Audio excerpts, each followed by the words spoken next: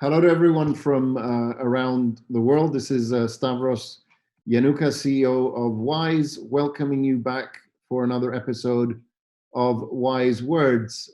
My guest today is William Zhou, who is the founder and CEO of Chalk. William, welcome to Wise Words.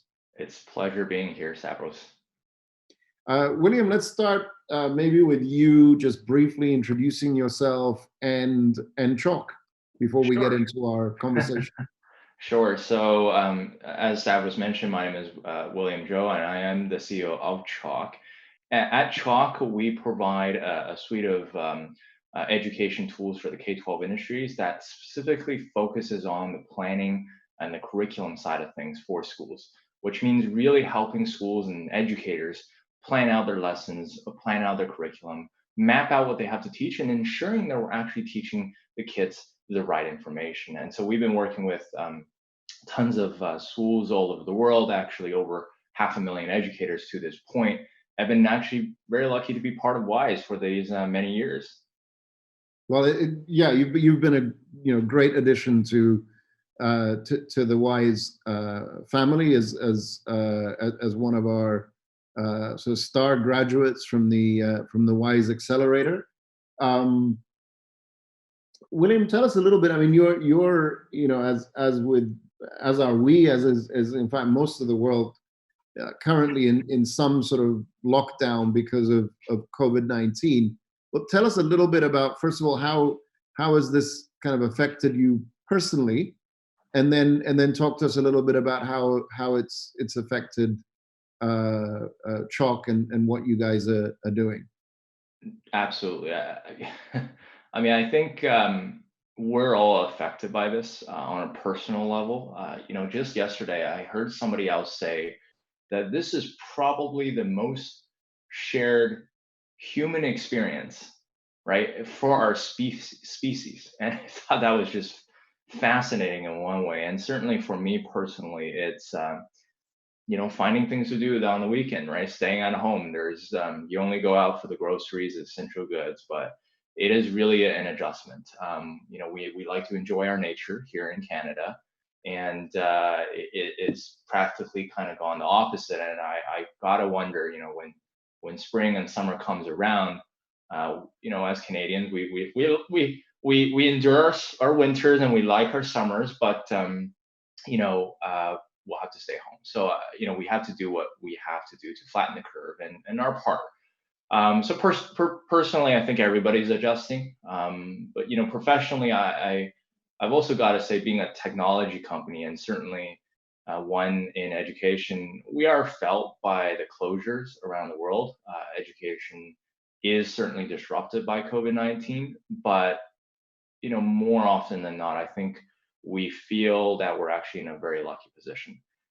For one, we can take our work online. We have actually began a transition to almost like a remote first organization prior to COVID-19. But, genuinely, I mean, this is a time that I think technology can shine in helping educators. So in that sense, very much, I do feel we're in a lucky position. We want to help educators, and it's been always our mission to empower teachers. Yeah, no, that's absolutely true, and I, part of the reason why the last couple of episodes of Wise Words, have been live streamed, and they focused primarily on education technology because, this is your moment, as you say, where you can demonstrate your value to the education enterprise. So on that, tell us a little bit about what, some of the specifics about what you're doing, both to respond to the crisis, but also to support support educators and education as it kind of navigates this new normal. Absolutely. So, when it comes to this kind of new normal, I think the schools are unfortunately a little bit all over the place. I'm sure you've heard this from many other entrepreneurs and educators alike. And at first, I think it was a lot of, hey, this is going to end in 2 weeks. We're going to use all of our spring weekdays and vacation, whatever it is, right? But I think as the sentiment settled in to say that actually this is not just a 2-week ordeal, we have to deal with this new normal. I think that's when things really started to shift with educators. First, it was, how do we teach online? Do people even have access, right? And I think, we're very fortunate when we think about technology. We're talking to each other online. We have this all working for us, but it's not the norm when it comes to education. We don't have every teacher knowing how to use technologies like this, like video chat. And when it comes to teaching online, that is a huge barrier, right? Without even getting into the equity side of things, right? So, what we've been trying to do here at Chalk is just to say, hey, what can we do? Certainly from a technological point of view, we can provide you with some of our premium products, paid products, often the case, completely for free, right? So we've been able to access and open that up. But on the flip side, which I think is really missing in a lot of cases, is what about the training that comes with it, right? And giving away a piece of software is great, but at the end of the day, I think what a lot more teachers need and would appreciate is really that professional development. And so we've been trying to really focus and hone in on what kind of premium level professional development we can provide to teachers so that we can kind of help them get through and adapt to this new normal. Yeah, it's interesting that you say that. I mean, so I don't. Were you and Aldo in the same cohort? I think Aldo may have been one cohort earlier, but earlier than you. Yeah, attended many events, Stavros. Yeah. So you've definitely overlapped. I mean, I know that for a fact, right? Yeah, good friend. Yeah. Because I chatted with him a couple of weeks ago, and he's into. I mean, essentially, Teach Pitch is trying to support educators in trying to sort of access these technologies. So I think you've highlighted an important element of that. It's actually not enough just to have the technologies. We've actually got to sort of figure out how to make the best use of them, and also use them in a way that doesn't just seek to recreate the classroom online, because the physical classroom online. But in a way that kind of leverages the possibilities to do things a little differently. Yeah. On that, what are you seeing in terms of, and so how are you supporting teachers to make that migration? And can you kind of give us a couple of examples maybe of what's possible? What's interesting, I just want to pick up, if you bear with me, the thought that you mentioned, right, about, hey, not just replacing a classroom online. It's when I got into education a while ago. I mean, one of the first things I actually learned was about this kind of mental model called the SAMR model, right? It's SAMR, and it stands for substitution, augmentation, modification, redefinition. It's almost like a step, right? So the lowest achievement, so to speak, you can have is substitution, meaning we used to do this, on a piece of paper. We're now doing this digitally, right? Augmentation is really not just substituting it, but what are the functional improvements? Modification is significantly kind of redesigning it, and redefining is literally, I think, you're re-looking at this. Unfortunately, I think what we are seeing, right, is a little bit of a hodgepodge of, folks trying, and again, I don't fault anybody. I think it's great that we're trying so many new technologies, but so much of what I see out there is this sense of, hey, we used to do this online. Let's just substitute it. Let's have virtual classrooms. Let's have synchronous virtual classrooms. Let's give paper handouts, do the exact same thing. And I'm saying, I think we got to think further. I think we got to augment, modify, eventually redefine it, right? Yeah. But those are really the toughest parts. And you ask, hey, how are we doing some of this work? And fundamentally, we believe that really the crux of anything that you teach comes from the curriculum. And so for us, it's been, how do we enable teachers to collaborate directly on that curriculum, especially in the time of remote learning?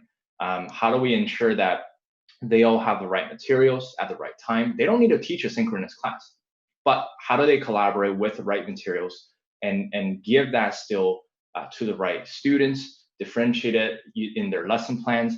Those are the type of things that we enable a teacher to do. We like to think it's more than substitution, but it is a wild time certainly right now.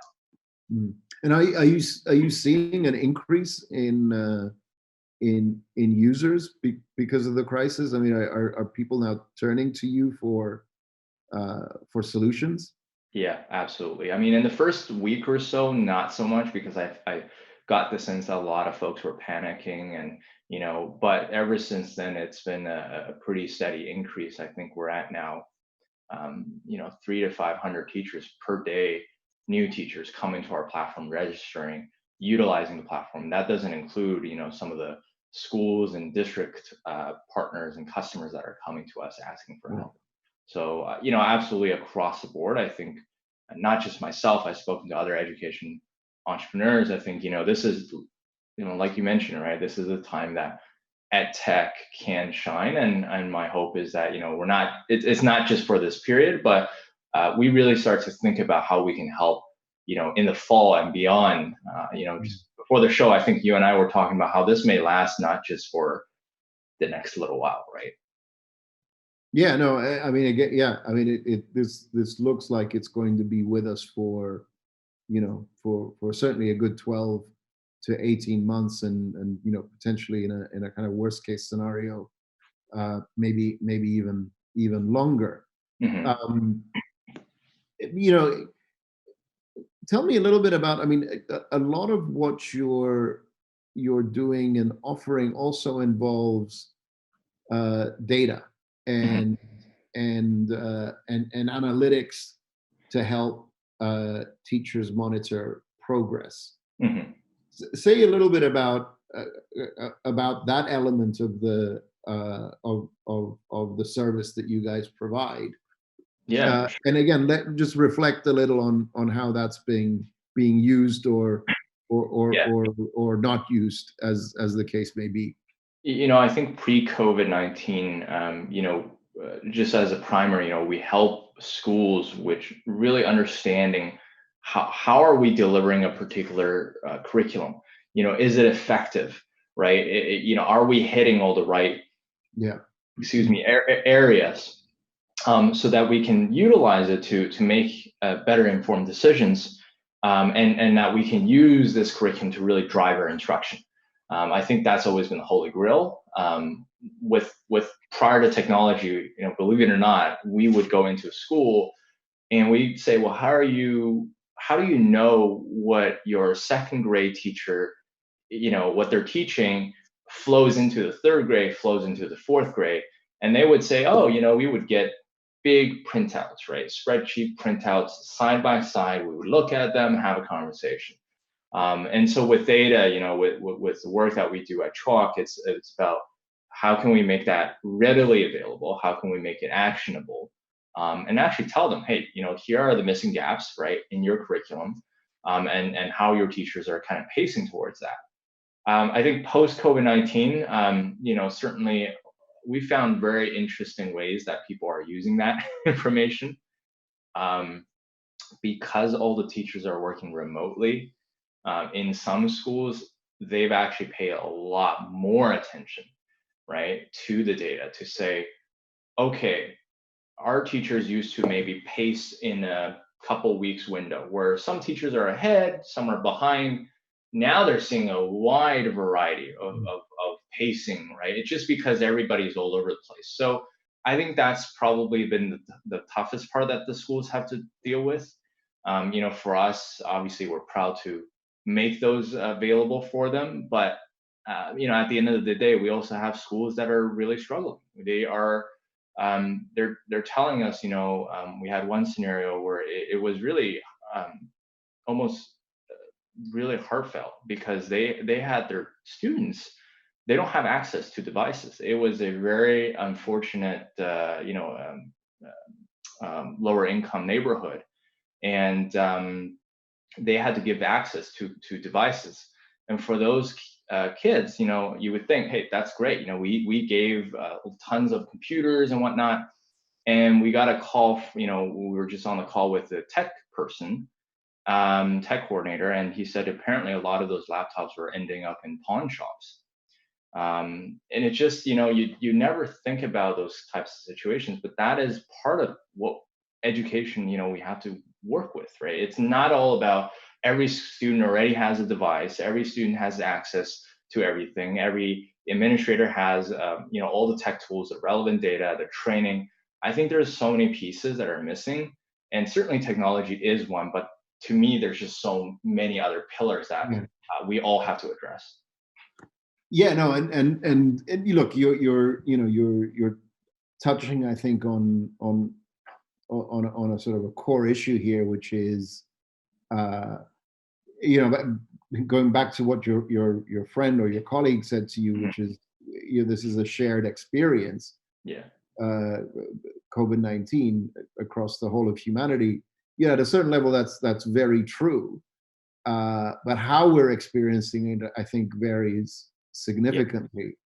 And that example that you gave just, really shines a spotlight on education inequities that are sadly being exacerbated by the pandemic.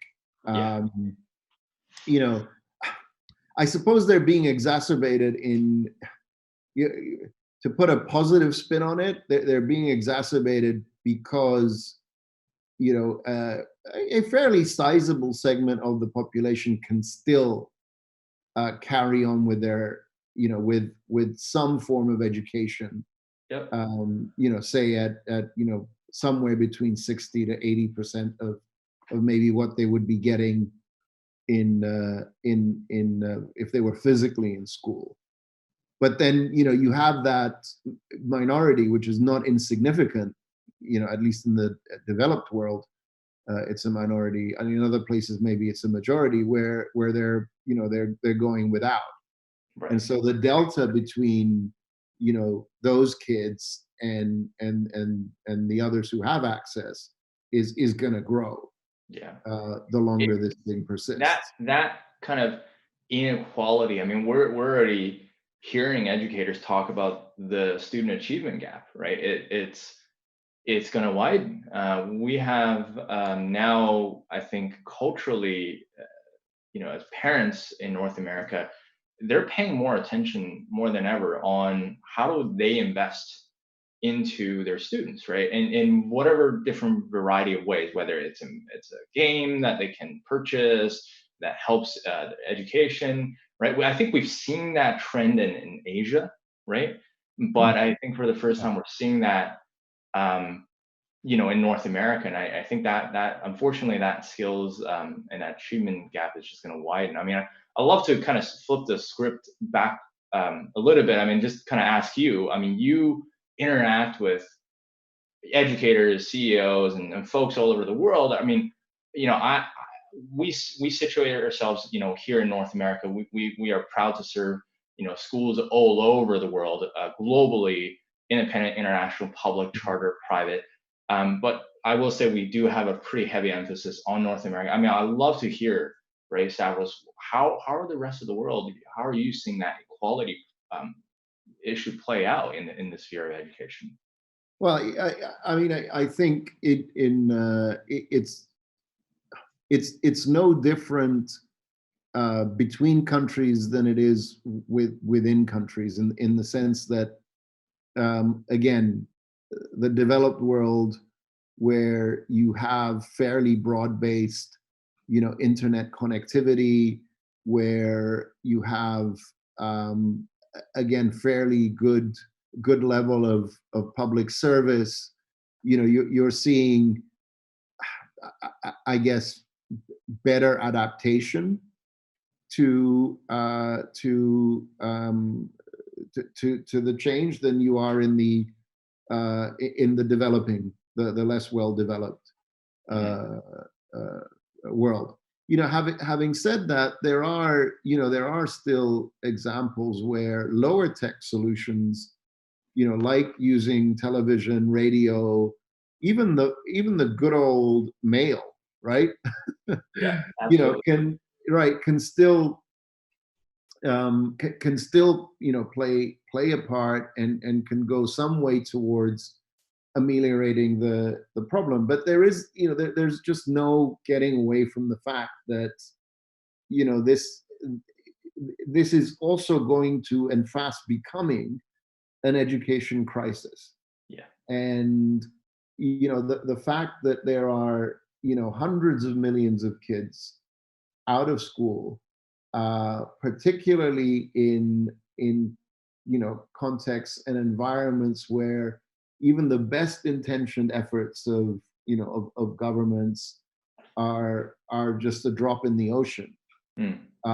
of what's necessary. That you're going to have that attainment gap widen. And I think part of what we need to be thinking about coming out of this crisis is how do we provide remedial solutions for kids who are going to be left behind. And I don't have an answer to how you do that, but I think we're going to have to turn our minds towards addressing that. And then again, thinking ahead to the next time we may have to go into this kind of lockdown, how do we build resilient education systems, and make sure that that people are not going to fall through Right. the cracks because of issues like poor connectivity, or not having access to devices. And there has to be a way that we can solve this. I mean, Yeah. it's Yeah. No, I think there was an article, whether it was the Wall Street Journal or another national kind of paper, and it talked about how, yeah, I mean, schools are frankly, many of them are just writing off this current school year. And they, parents have been trying to parent at home, but it is not working out, right? And that shouldn't, uh, in many cases, right? Parents are working full time. They're also teaching. I mean, it just doesn't jive, right? And so yeah, I do feel for them. The teachers we talk to, many of them are I think as a first step, it's not even to teach new material, but to really call home and to ensure that the kids are doing okay. I think, you know, um, I appreciate, your first question starting with how are you doing, personally, because I think that's actually fairly important. I know we are talking about education, but in the context of education, there's also the mental health aspect where are the kids, are the students, you know, okay, right? And how do we ensure that not only them, but really the rest of everybody is gonna kind of be all right coming out of this, right? So I think there's apart from equity, there's also that aspect as well, that I'm starting to hear more and more now that this kind of is going on for close to 2 months and will potentially extend beyond. yeah.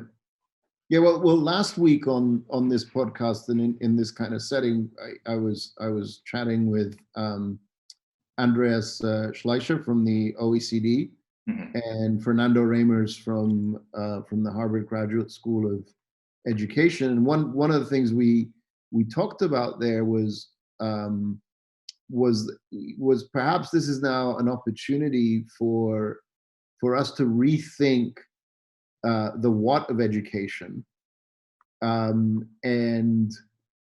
perhaps go deeper on certain core uh, subjects. I guess numeracy and literacy would be the kind of the obvious candidates, but we also talked about issues around well-being, mental health, kind of building resilience of kind of character, right? within kids. So again, it's interesting to me that you brought up this issue of of mental health the importance that um, it plays, not just for education, but perhaps education should have a role as well Yeah. in helping us navigate Yeah. our kind of inner world, for lack of a better term. What Yeah. what are what are you hearing from some of your stakeholders? Yeah, I mean, I kind of liken it to the Maslow hierarchy of needs, right? If you don't have the security aspect, whether it's physical or just that social element, Yeah. it is really hard to take in new information. And frankly, when we talk about learning, right, as a concept, you can't just sit there. You can't, if you're not in an environment where you are supported, right? And I completely understand there are many folks out there that don't have that situation, that perfect situation. But I think it's our duty to kind of think about how we can create that, right? Or be supportive. And so, what we're hearing from the ground, from teachers, like I mentioned, is that, yeah, in their I think week number 4, right, when they're just starting to kind of get back to this, is to say, hey, we're not gonna put a bunch of new materials or start doing remedial work. It was frankly just placing house calls, getting in contact with parents and the students to say, you know, how is Tommy doing, and how is Sally doing, and those are what we're hearing really from the get-go. Of course, now I think educators are starting to think about Hmm. what we should be perhaps wrapping up this semester, but a lot of them are already writing this off, like I mentioned. So, what we're helping a lot of these educators now is just start thinking about, and because obviously we do planning, right, when it comes to curriculum, what are the adjustments you'll have to make when it comes to the fall, right? We Hmm. know this is not going to end. We don't know how many waves, right? And hopefully, right, we don't get hit by that many. But many schools are opening again in August. Many schools are opening in September, right? And Hmm. what is that going to look like? I don't think there is a conclusive answer. I've heard from folks that are saying that it may be split days. It may be, AB days. Some kids go in, right? You see in Danish schools that the tables are literally 2 meters apart from each other, and so I don't know, but I think all we can prepare is to plan accordingly, and to help them adjust their instructional needs. And that's kind of what we do in our job here at Chalk. We can't solve everything. We love to, but that's the part Yeah. that I think we can own. Yeah. And I'm just kind of looking out, perhaps beyond the crisis. What's what thoughts do you have about what might change permanently for education? Or maybe if you don't want to sort of get into the prediction game, what do you think we should be thinking about changing? Yeah, yeah. Um, I think a lot on this, and it's almost like I ask myself sometimes the flip side of the question, which is, what do I think that's not going to change as well? And kind of interplay with that. I do think that classroom instruction will continue. By no means are we, I think people are just going to transition to online fully. In fact, I think a lot of folks are saying, this does not work for me or for Yeah. my children. It's not engaging. And I think a big part of that is the human element. We're not just at school to engage, take in new materials. And certainly I hope it's not just memorization anymore, but it's that human interaction, right? It's the Yeah, learning of, socialization. exactly, right? And Mhm. to me, that's what makes us human. So I think there's always going to be that element of it. Do I think technology will play a bigger role? Absolutely. I think, this event has highlighted that we need to be better prepared. As you say, how do we build resiliency, right? So I do think a lot of the schools that are actually looking at, hey, what does our contingency plan look like? Not just going into September, but beyond. What are the core components that we need to run the operations? I don't think that's been considered before. And we hear from so many school administrators saying, it was a challenge, right, from a change management perspective to get teachers to, try and adopt some of the technology. And we totally understand. They are bombarded with hundreds of tools, right, at once. And so it takes forever to kind of, get through and get them to adopt. And just because they have so many things that are trying to help them. But with COVID-19, funny enough, what we're finding is everybody's jumping on everything. So it's almost like the opposite end of the spectrum. So I don't see that continue to play out, I will say, post COVID-19. But I think we're going to find a happy medium where we'll find folks that will have a set of technologies that will be core and essential to their needs in operating a school. The classroom instruction will continue, but I do think we're going to move certain elements online for sure. Yeah, and just, I mean, anecdotally, what I'm picking up on, just to sort of, what you asked me before, what are you hearing? One of the things that I've picked up on very clearly is that institutions that had sort of hybrid, online offline models made the transition much quicker and more effectively than those that were relying on online as a backup only, right? And then they hadn't sort of embedded technology into their sort of day-to-day operations and the day-to-day learning experience of their students and teachers. And so I think it's going to be a must. Again, not just as a kind of fail-safe, but also because it will allow you, if you have to use it, it will allow you to kind of make that transition much easier. In other words, if you have to go 100% online, it becomes a lot easier if before that you were, I don't know, 30% or 40% online, versus you had it there sitting in the background as a kind of spare tire. Yeah, I think a lot of schools are going to look at technology being a core competency. Yeah. I think so far there are schools that certainly count it as one, but certainly many others look at it as more of a supplemental. But I think this event will change how they think about it for sure. What about things like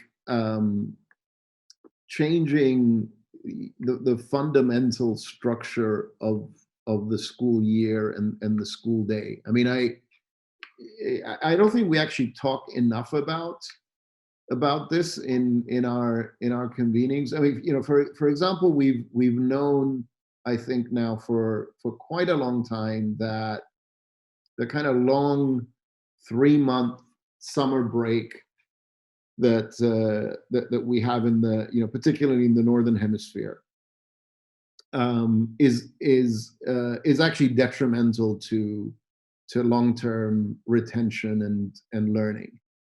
And yet we don't talk about the need to change the school calendar. We're stuck in the calendar of the agricultural economy, right? Where you need the 3 months in the summer for the harvest and sowing season, right?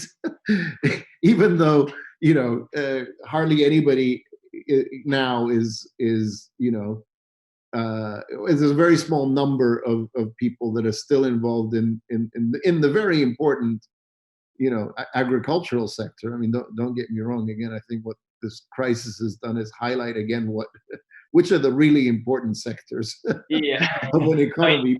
One could say we're also rooted in our whole instruction. I mean, one too many is in that industrial era, right? So I'm pre-industrial. It is.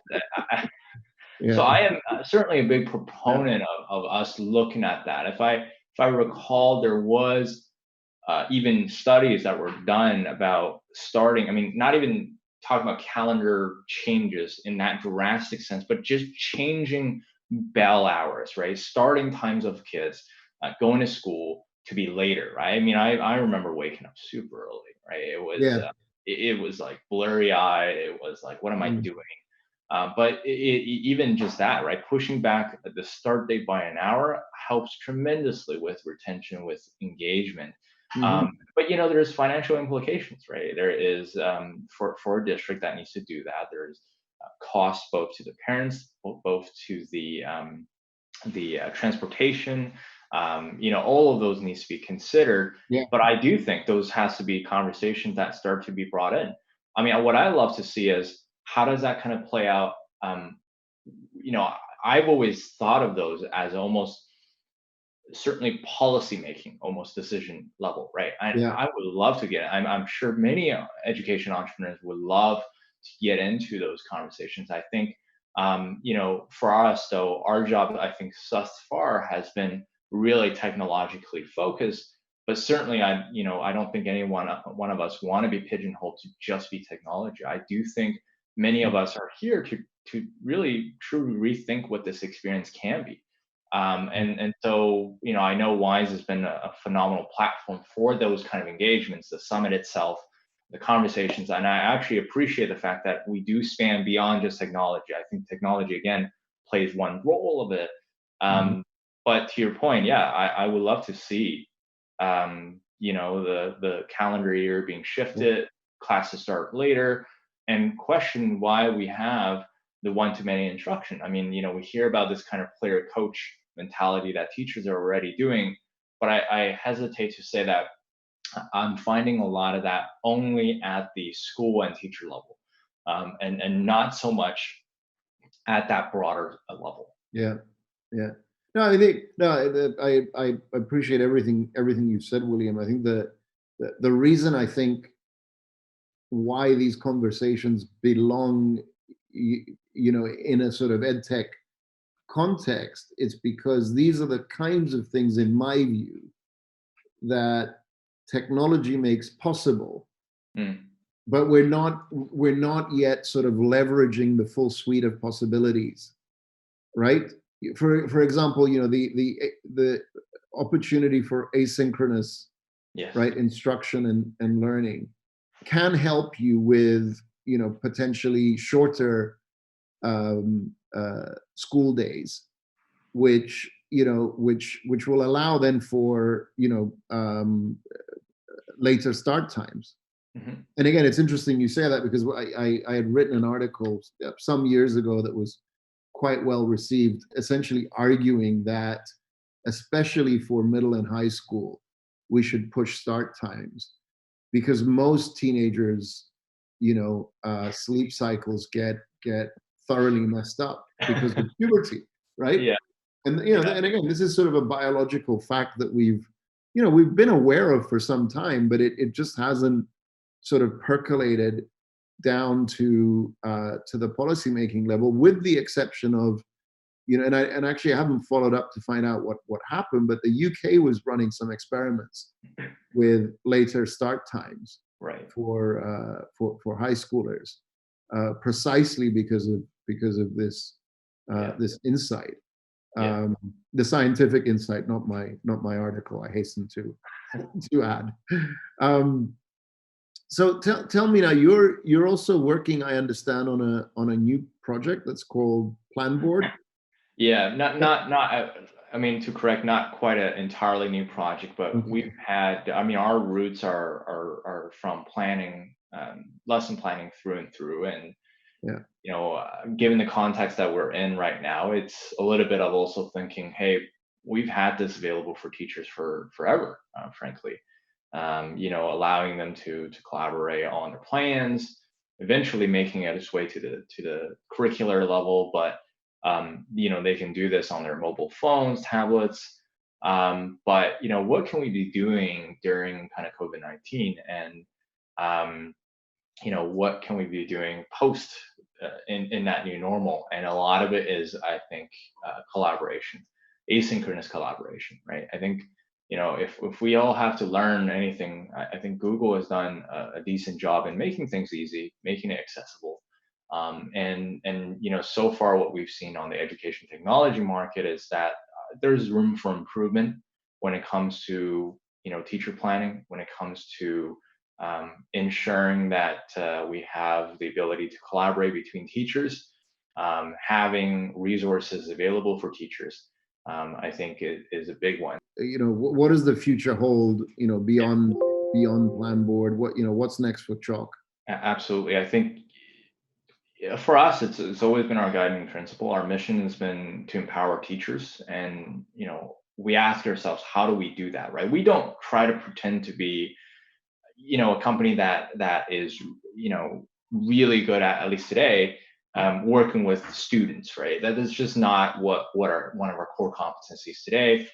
It's always been the professionals, it's always been the teachers. So planning was where we started. We are adding right into Planboard our assessment features, allowing teachers to do all those tasks much easier, to have online assessments, grading, all of those functionalities. But really, I think it's for us this concept of, what would a teacher's assistant look like if there was one? And it doesn't matter how they want to go ahead and instruct it, whether it's completely virtual, whether it's in classroom, whether it's asynchronous, whether it's synchronous. But what would that teacher assistant look like? It has to have a planning solution. It has to have the assessment, because we still care about the assessment portion. But what are the other components, right? And those are the questions that we're asking ourselves here at Chalk, and we're asking teachers. What are all the things in the universe that we can help you with? Again, not the other components. We understand there are other companies that are great at that, but how can we empower teachers? Yeah.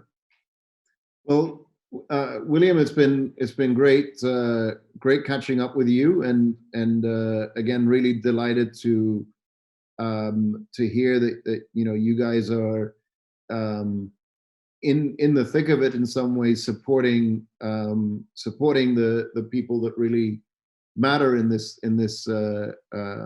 context, which are the teachers, and of course by extension the learners, for whom this entire enterprise has been called education, has been set up. Before we sign off, tell our audience how they can find out about more about you, about Chalk, and if there are sort of teachers who are listening, what's the best way for them to get in touch? Absolutely.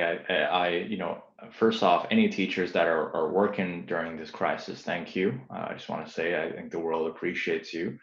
For us, we have a completely open option for you to use to get your planning done, to help you out.